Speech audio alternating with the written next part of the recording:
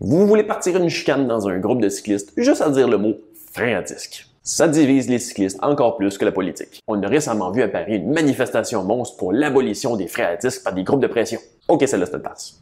Bienvenue dans cette capsule technique présentée par Vélomag, le magazine cycliste numéro 1 au Québec. Et aujourd'hui, on décortique la croyance populaire qui dit que les freins à disque sont moins aérodynamiques que les freins à jantes. Là, le but, c'est pas d'ouvrir le débat global sur les freins à disque versus les freins à jantes. Recevoir des menaces de mort, c'est pas un loisir que j'affectionne. C'est un débat qui a beaucoup d'aspects à considérer et qui est très nuancé. Parce que les vélos sont maintenant plus aéros que jamais. Et non seulement malgré les freins à disque, mais même potentiellement en raison des freins à disque. Avant de m'envoyer des bêtises, laissez-moi vous expliquer. L'idée de base sort pas de nulle part puis fait bien du sens. Si on regarde un système de frein isolé, les freins à disque sont plus massifs avec une forme moins aéro. Quand ils ont commencé à apparaître sur les vélos, des tests en fleurie montraient effectivement qu'il y avait une pénalité aérodynamique face aux freins à jantes. Dossier clos, les freins à disque sont moins rapides? Mais non, c'est pas simple comme ça. Faut voir le vélo dans son ensemble. Il y a deux facteurs qu'il faut regarder, qui est l'intégration et la liberté de conception. Premièrement, ces tests en soufflerie, ils étaient faits à la base avec les premières versions des cadres avec frein à disque, qui est à peu près juste les mêmes cadres avec des trous placés à différents endroits.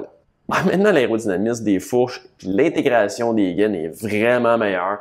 Ça a grandement réduit l'écart entre les deux sur la performance aérodynamique. Mais là, je vous entends me citer « Il a dit l'écart, ça veut dire que c'est moins aéro ». Je m'explique.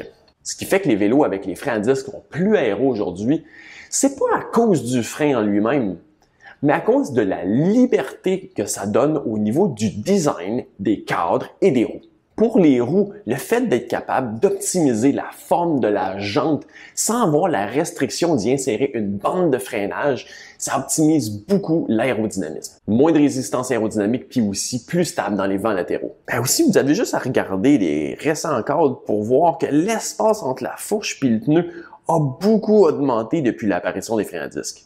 C'est génial pour pouvoir mettre des pneus plus larges, mais en plus, ça réduit la turbulence puis améliore l'écoulement d'air dans cette partie-là. Et comme c'est sur la partie avant du vélo que le nez est directement dans le vent, le potentiel est là.